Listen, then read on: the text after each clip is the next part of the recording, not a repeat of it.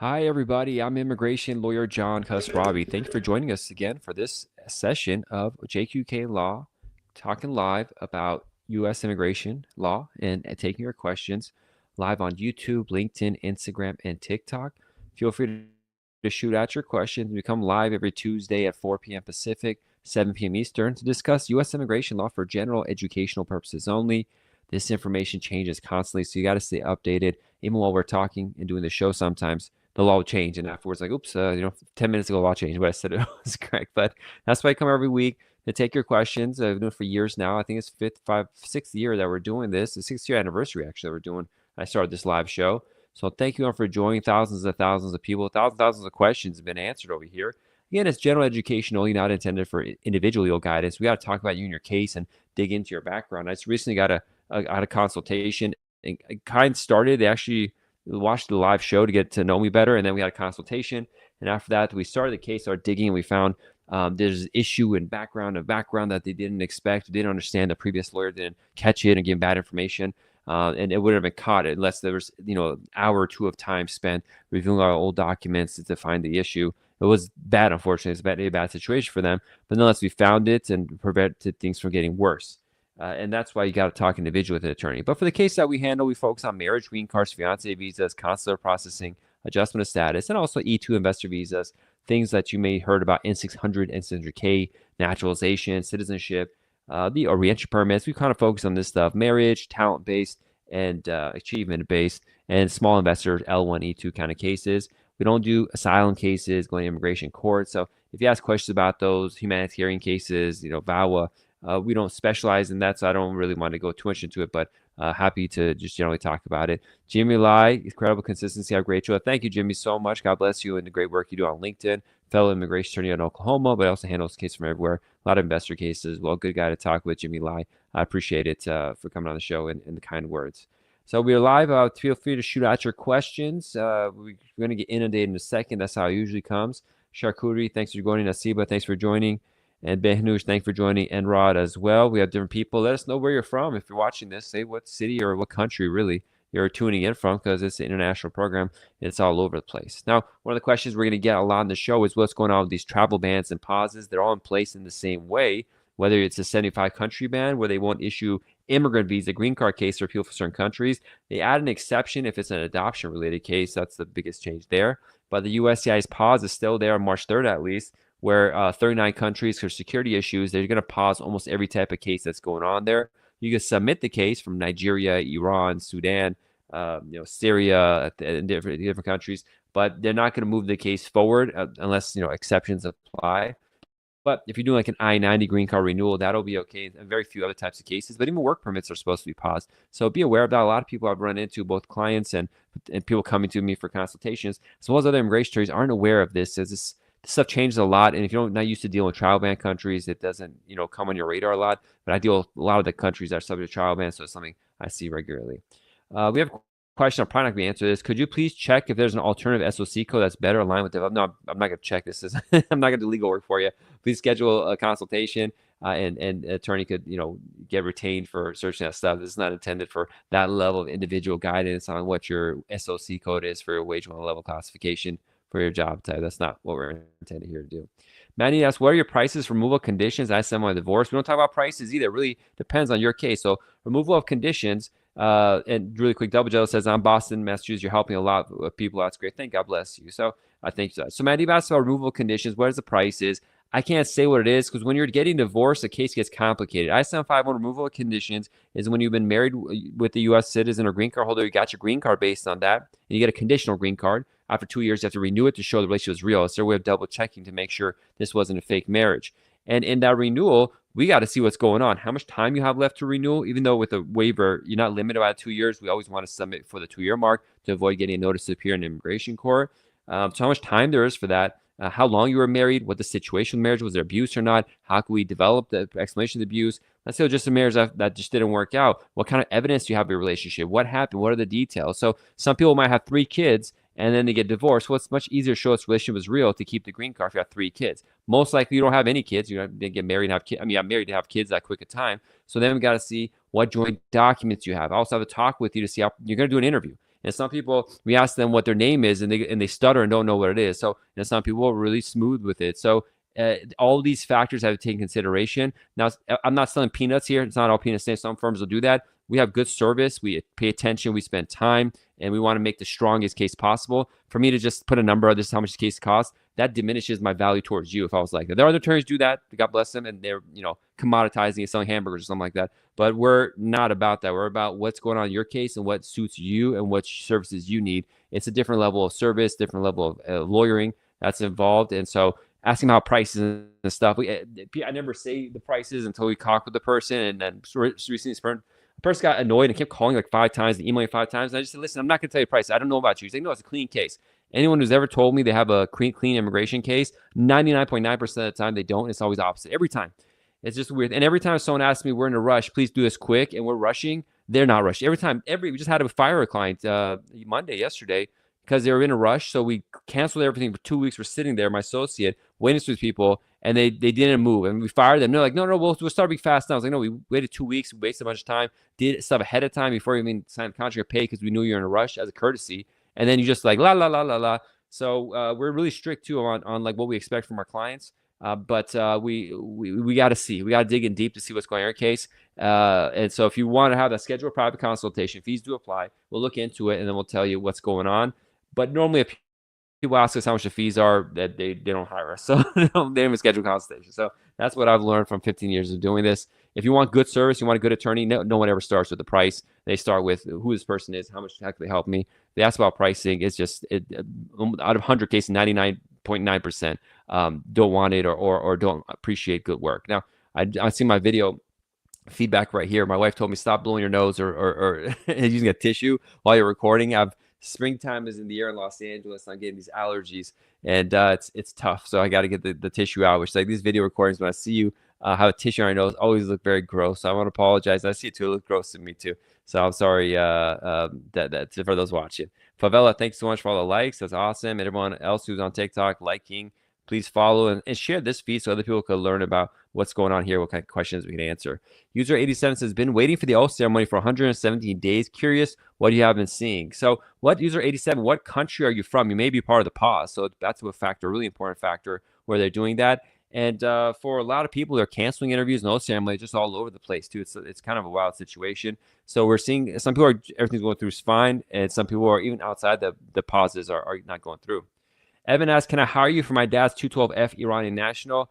Hi, Evan. So Iran is part of the various travel bans, and they're both this executive order travel ban plus the 75 country travel ban. I don't think I could do anything. Try contacting other attorneys to be able to help you. I don't think I could do anything right now in the circumstances the government care, but maybe other people have had success with that, so I'd recommend consulting them. And Cherry says, hi T2 user 87, Brazil. Well, nice. Well, we have a lot of Brazilian clients. And unfortunately, Brazil, large country, a lot of clients we have from there is subject to the 75 country travel ban. So that's a wild situation that came up as well. But thanks for joining from Brazil. That's really cool. So feel free to shoot out your questions. One thing I forgot to mention is we have a guide called the Ultimate Marriage Green Card Guide. You have to go to a website called marriageimmigrationlaw.com to download that free 70+ page guide. It's marriageimmigrationlaw.com. If you're interested in citizenship, download our Ultimate Naturalization Citizenship Guide. The website for that free guide, 50+ pages, I think 50, is jqqlaw.com/citizenship. Again, that's jqqlaw.com/citizenship. All right, next question. Inchiri asks, can I travel with my expired permanent green card? You shouldn't. No, you should renew your green card. And when you file for renewal, they'll automatically give you a extension of your green card. So if you have it renewed, use that receipt. That's an automatic extension and use that to travel. Now, whether you can travel individually, I don't know your background, if you've been arrested or have other immigration issues, if you properly filed your application, if you haven't submitted the right form, I don't know. So we have to see what's going on in your case before I can advise. So please schedule a private consultation and see what's going on. Even then, entry is always up to the customs officer. It could be issues we don't know about because there's data we don't have, or they make mistakes too. So it's never fully safe, but overall it could be. The main first thing is if you're a green card, your 10-year green card, you have to file for renewal to get that automatic extension.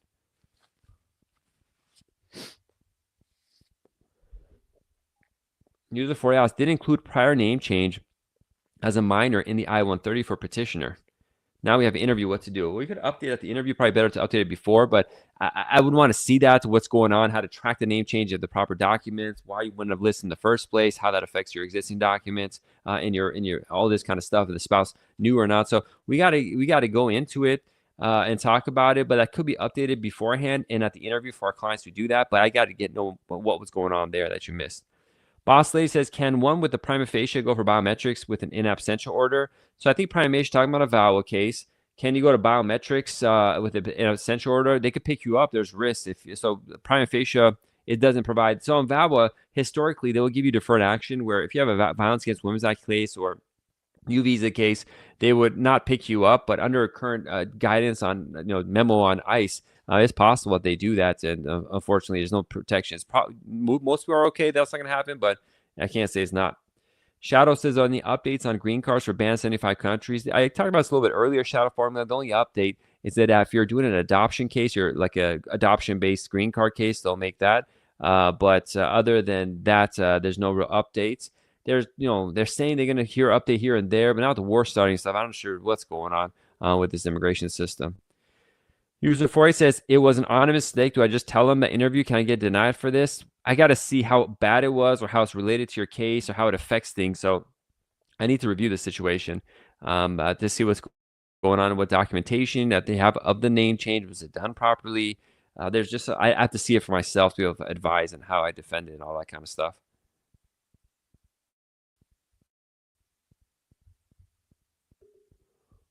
Okay, so hopefully it's not about having reviewed the case and diving deep into it. I won't be able to say here, but definitely you have to bring it up and fix it and have the documentation that's proper for it. So for those just joining, we answer questions about U.S. immigration, mostly family-based marriage and fiancé visas, parent cases, and small investors, stuff like that. SRT Singh says, asylum seekers make home country passport. I don't recommend it. When you get asylum approved, the laws are you can't use the protections of your home country. This includes visiting your country or even using a passport for that home country. Now, they haven't enforced this historically, even though it was in the law. But under the Trump administration, I wouldn't recommend it. Asylum seeker who's asylee or is going to get a green card or has a green card should get a refugee travel document until they become a U.S. citizen and they use their U.S. passport. Reha says, are people from 75 countries who file adjustment of status inside the U.S. getting their green card employment base? So if you're a 75 country ban, it doesn't apply for USCIS. However, there's an overlap. A bunch of the countries on the 75 country list also are subject to a USCIS memo that says there's a pause on most of their immigration cases. So I wouldn't be worried for that situation with USCIS if you're listed on the 75 country ban, like Brazil or Egypt or something like that. But if you're Iran or Nigeria or Venezuela, then you will be subject to a pause, so that's going to affect you inside the United States. SUSS says, hi, our case is F2A was documented qualified on November 2024. Till now, update on interview email, what to think about. It depends on which embassy you're from, but there's delays in getting the interview. So even if you're documentary qualified, sometimes I just got a case of documentary qualified 18 months ago, or maybe 20 months ago. You had an interview notice for 2 or 3 months in the future. So depending on which embassy you're on, these things could be heavily backed up. Nepali Idea says, what is the hope for 75 countries that are banned right now? Green card holder after interview, what they do? Unfortunately, there's no hope, I mean, other than just waiting. SUSA says no interview at all. I'm not sure what your question was in the first place. F2A, yeah. So I don't know. It depends on which SUSA, which embassy you're handling. That has a big effect on things. Sam Shark says, Johan, any updates for marriage green cards for Iranian spouses of green card holders? Nothing good. It's just the same terrible news that they're paused the case. They will move it forward with USCIS. If it's already with the embassy, they're going to get essentially refused at the embassy. And so we got to see what's going on there. And as a green card holder yourself, you might be under review and inspection for the petitioner. If they're a green card holder, they might be reviewing them because they're reviewing recent green card cases. And you got to make sure your green card is done properly. At the beginning of the show, I talked about a case where reviewed and potentially the green card had issues that they didn't catch. That could be a problem now. So you got to do a deep review of your own case just to make sure that's good. And what you send the I-130, because people, especially when they do it on their own, they don't fill out these forms with enough attention and they don't catch inconsistencies or errors or stuff, especially relative to their previous application on dates, for example, and places they work, places they live. So you want to check on all that and really have a good attorney that could go with you and cover these things. But overall, it's going to be paused. no news that's helpful happening. But thank you for your message or question, Sam Shark. Yeah, I appreciate it. If you're just joining us, I talk about U.S. immigration law, taking your questions live every Tuesday at 4 p.m. Pacific. I'm the founding attorney of the JQK Immigration Law Firm, helping married couples, fiancés, small-time investors for the E2 and L1 visa, and people with extraordinary ability in the EB1A category get green cards, get visas, and eventually citizenship. Mohammed says, can you tell me about I-730? So we don't usually handle I-730s, but those are spouses and children, dependents of asylees who are applying to get their asylum status as well. Normally through the embassy is how it's done. First, they file 730, gets approved, and they transfer to the embassy for processing to get the visa to come to the United States, where they'll be able to, get asylum and eventually apply for a green card and citizenship after that. Just if you are a refugee, you got to really timely file for green card and submit it because this administration is really cracking down. It might be subject to a pause, but might as well have it. Bharat says about I-130. So what about it, Bharat Shahi? Be more specific what you're asking. What about the I-130? If you're watching on Instagram and YouTube, feel free to shoot out your questions. We're catching you here as well. I know we got a couple of people here and there. Again, your questions about U.S. immigration law. The trial ban situation isn't getting any better. In fact, it's getting worse, probably. We'll see. Mohammed says, is it faster than visa processes? Is what faster, Mohammed, than visa processes? Be very specific in what you're asking because it's at the reference to something. Vignesh says, so my wife is in Van, Turkey right now because of the war in Iran. Her visa appointment is at the Mumbai consulate in India, April 10th. She is from Iran banned. That will happen for her visa. They'll still do the interview, but they won't approve the visa. They might get a refusal, 221F, 221G, or 212G, or something like that. So it's not going to move forward unless there's an exception for minorities in Iran, like certain minorities, religious and ethnic. If she falls within that exception, maybe that could work. So that might be something to look at. Be My Escape says, are they processing adjustment of status in that country ban? The thing is, they're saying that they'll accept the case, so they're processing it, but they're not going to adjudicate it, which means a final decision. So potentially they're processing it if it's good, just sitting on it and not approving it, but that's what they're saying. Sartum says, our case at the embassy, what happens? We got to wait to finish up the embassy section and wait for an interview schedule. SSW6 says, hi, John, I'm an F1 student and I've submitted an I-140 and an IW and it's currently pending. I-485 is current for my country, Iran. Can I submit I-485, then get CPT from a school? Are there risks? There was a communication with USCIS Ombudsman's office, I think, where they said that if you have an adjustment of status pending and then filing for CPT is still okay, or OPT and stuff, we'll still approve it. It's not a problem. But, the thing is, they're not going to approve the I-485. So unless you're just trying to find a way to your student visa is going to end. If you're on CPT, there's no point in filing for I-485. I need to review your individual circumstances, but it's not that big a deal. It might be different, but for most cases, again, it's not individual legal guidance. I don't see the benefit of filing for an I-485, especially if your NIW is pending, you submitted it, and it's not even approved. You could just get CPT. I'm not sure what the rush is or what the point of it is to file for I-485, but it might be different. Your case might have unique circumstances. Hi, John. Okay, Vignesh says she has Azeri Turkish from Tabriz. Is that a minority? You have to show. I'm not sure if the Khamenei, the leader, was Azeri or Turk or something like that. So you give it a shot. I mean, it's probably for Kurds and for Baluchis and for Sunnis and stuff like that. I haven't heard of Azeris having that, but you give it a shot. Why not? Say I'm Azeri, find some stuff online showing that they're getting persecuted and give it a shot. Muhammad Ali says, I mean, is the I-735 faster than many visa processes? Sometimes I-730s get approved faster, sometimes slower. It doesn't really matter. I mean, you can't use the other visa process, so I don't see how important it is to see if it's faster or slower. If I-730 is the path you have, then do the I-730. The timeline is very dramatically. We've had I-730s get approved in 2 months. We had it approved in 2 years for no reason. So, it doesn't matter. You just got to do what you got to do and handle that. Milky Way says, Vignesh says, thank you, your help, you're welcome. Milky Way says, good day, sir. Watching from Calgary, Alberta, Canada. Cheers. Wonderful. We have most of our clients are Canadians too, actually. So thank you for joining and thank you for watching. We help a lot of married Canadian married couples and fiancés where, one spouse is Canadian. And that's a dominant kind of case we do for both adjustment of status and consular processing. So I'm glad we're getting out to you in Calgary. I appreciate it for coming on the show and mentioning that. Okay, so we only got a little bit more time. We're here to take your questions live by U.S. Immigration Law. I'm John Khosravi, founder of the JQK Immigration Law Firm and the Immigration Lawyers Toolbox, a separate company that is training for immigration lawyers. I recommend downloading our guide, whether you're doing a marriage green card case or not. You get on our email list as well. Go to marriageimmigrationlaw.com. The website is marriageimmigrationlaw.com.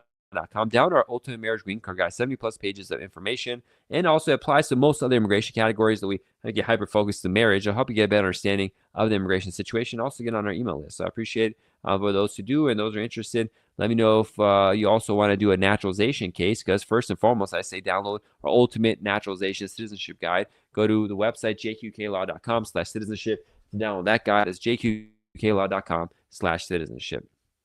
SS says, thanks. The reason for the rush was because the visa bulletin may be pushed back significantly in the coming months, and I also have F1 status till 2029. So the F1 status, it's if you want to school, that's fine. I will do that. And plus, although it's current, I think you said you're from like Iran.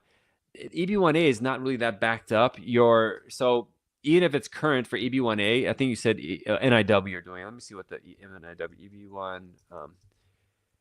It's very strategic. I wouldn't just do it because there's a lot of bad information online as they do it. You have to strategically choose if it's a wise idea to file adjustment of status, because that's going to open up them investigating your background too. And so potentially an RFE that's problematic and denied, and all the problems that can emerge. So you really have to think about this with proper counsel. A lot of people use, I had this problem in another case. So there are immigration attorneys that are great at doing national interest waivers, EB2C, NIW. There's immigration lawyers that do great EB1A work, I-140s, but they don't know consular processing. They don't know country conditions for Iran. They don't do adjustment of status. So they don't catch all the inadmissibility issues. They're really good at this one thing, but that one thing is like they're really good at making an engine of a car, a Ferrari engine the best, but they don't know what's going on with tires, and they don't know what's going on with brakes. And so all of a sudden they make the best engine possible, but it doesn't have brakes. What does that happen? You're getting in a car accident, you're going to die. And unfortunately, I see this issue all the time with these immigration attorneys that know employment base, but they don't know the rest of the case. And so you got to study the fundamentals. And the fundamentals is really tricky if it's a wise idea to file for adjustment of status just because the date of filing is correct. So I'll be hesitant to say go do that. Maybe it is appropriate for you, but we'd have to sit private to talk about that to see if it's appropriate. Lonnie says, does USCIS have records from your old country? I don't know. Probably not, but I mean, USCIS keeps records for US. Vignesh says, is it best to take the interview and wait for postpone after the ban lifts? Can you think of any workarounds? Maybe spouses ban or other. So I can't think of any workarounds. It's really that. Just check out the travel ban. Whether to go to an interview or to avoid it or postpone it, that's strategy I can't give you here. That's up to you what you want to do. We can talk about it, but inevitably, we don't really know how this is all going to play out because they're just making these things up as they go along. So it's really hard to say anything clear. Memory Style says, how long after the interview for a marriage-based adjudication do you usually wait to get a decision? Nowadays, it could easily be 2 to 4 weeks to get it. Sometimes it happens the same day, next day, 2 days, but 2 to 4 weeks is the good average right now for adjustment of status in the United States after the interview. Fern says, will someone applying for citizenship get approved if he worked when he was under F1 student and disclosed everything on the green card application? Applying for citizenship approved if you worked under F1 student. If he said in the green card application and it was waived, like, if you're married to a U.S. citizen, if you work with authorization, it doesn't matter. It's fine. It's still provable. And discretion is there, but they'll approve it historically. But if, for example, you're married to a green card holder and you work, that's a violation. You shouldn't be able to get a thing. So we got to see whether it was just because you said it is one thing, whether the officer noticed it or not is another. So we got to see what was proper.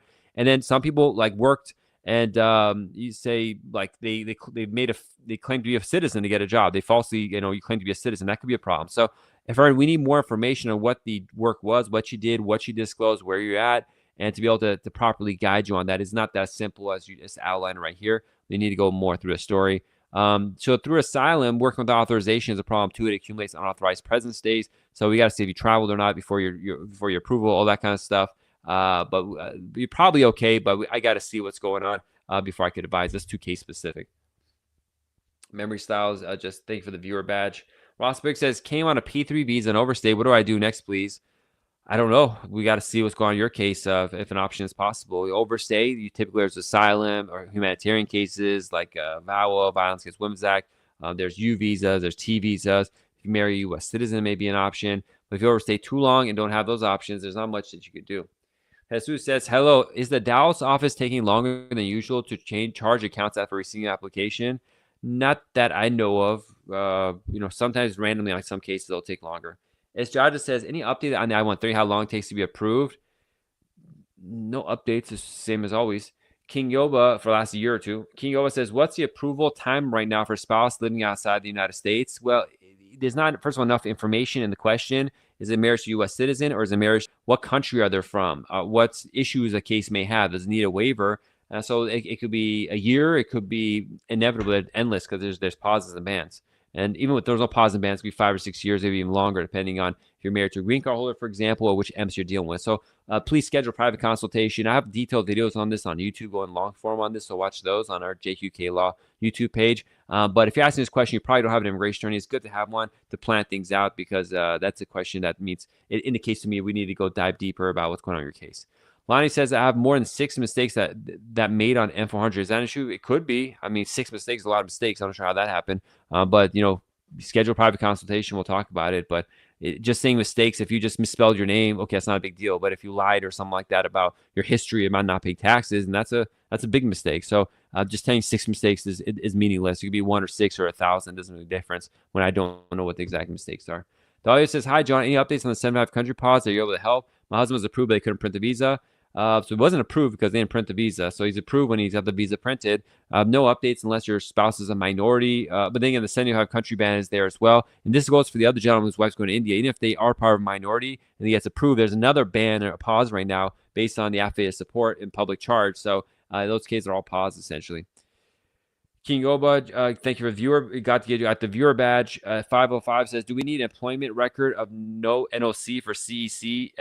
I'm not sure what you're talking about. Tax says, I arrived in the U.S. 3 months ago on a B2 tourist visa. I decided to get married and just asked, what evidence do I need? Download that guide, the Ultimate Marriage Green Card Guide at marriageimmigrationlaw.com. Again, that's marriageimmigrationlaw.com. And we take it from there. 55, I don't know what you're talking about with all this different stuff, so I can't help you. But again, download our guide at marriageimmigrationlaw.com's website tax, and then schedule a private consultation to see what's going on in your case and the risk that exists for doing this. So you're well aware with your eyes open about what you're going to be handling, what's going on with your immigration case. All right, everybody. So we're about to end the show soon. If you haven't already, ask your question really quick, and then we'll call it a day. We'll be back next Tuesday at 4 p.m. Pacific, as we always do. Take your immigration questions live. User 48 says, how are consular interviews different from adjustment interviews? So first of all, consular interviews, that's getting a visa, immigrant visa through the embassy, as opposed to inside the United States with USCIS. Only one party usually goes. So if you're a marriage case, only the actual applicant goes. Typically, the U.S. spouse isn't needed. But in the United States, both parties go if you're doing a marriage case. And the other thing is, the United States, they're going to ask more questions about your personal background and stuff like that. Consular interviews typically would be, they'll take an hour, but they won't go as deep a lot of times into your background. But certain bans and stuff apply overseas more than they do inside the United States. And the consular officers are going to be pickier on certain aspects of your case than they will in the United States. So there's a different culture of what they're looking for. So it really depends on your case, which country you're from, and that kind of stuff. So more info is needed. But there are small differences. But you got to have a strong case either way. It's really what should be the focus instead of the differences. Eric says, I'm a Canadian citizen, was born in Iran. My dad petitioned for me in 2016, had my interview mid-2024, been on administrative process for 20 months. Should I file a Mandamus waiver, or is it pointless right now with the bans? Lonnie says, are you recommended to go to my interview with a lawyer? Depends on your case. So, I don't always, some lawyers make it mandatory. I'm more flexible, but I got to see what needs your case has and how well you handle yourself in answering questions and being under the pressure. Then I make a determination if you need a lawyer or not, if you're like our client, if I should come with you or not. MER says, why do you think about the DV Lottery 2026 winner's pause lawsuit? I don't have anything to think about it. It's what the judge thinks about it, not what I think about it. It doesn't matter. So everybody, thank you so much. Dahlia asked, the consult told my husband he was approved, and once the pause is lifted, they will email for the passport. This is for Egypt, IR1. Yeah, I mean, they say that. They say a lot of things. So someone recently posted where the officer said they're approved. There was inside the U.S. case. They got a notice to appear in immigration court to get deported, and it was a mistake the officer made. So that's good. They probably are okay, but really, it's like when you say approved, it's when you have the visa approved. The officer indicated positive indication is the way. I mean, it's very technical, but for me, I can't consider an approval if you don't have the win, the trophy in hand. And even then, like during the last travel ban, this time it's okay, but in the last travel ban, if you had the approved visa and the travel ban happened, they wouldn't let you in. So you have to be inside the United States to be able to bypass it. So there's a lot of steps that you got to be aware of. Emil says, I wish you feel better. Thank you so much. It's allergies, so I'm stuck with this kind of stuff. Shine says, I have my I-130 approved, mother citizen, child over 21. I enter the visa current with DACA. If you didn't maintain status, it's going to be a problem if it's over 21 case. So schedule a private consultation so we see what's going on, Shine, and take it from there. You might need to do consular processing, but we got to see, you might need I-824, transfer the case out. We got to see what's going on, if you kept the case alive, if it's terminated. RP says, yeah, but when they say approved, they mean they're recommending for approval. Supervisor, yeah, recommending for approval. It's a recommendation. It's not actual approval. But it's good that they said that. But I've had him say that, and a day later send an email saying these are the problems. Fill out form DSD 535. We're still doing background checks, so you can't really rely on what they say. It's only actually what's in hand. Even then, it's not fully reliable. They'll come back, especially under this administration. All right, everybody, God bless. Be safe. I'll see you all next Tuesday at 4 p.m. Pacific. I'm Immigration Lawyer John Khosravi. If you want to schedule a private consultation, go to jqqlaw.com/contact. That's jqqlaw.com/contact. God bless. Be safe. I'll see you all next week. Bye-bye.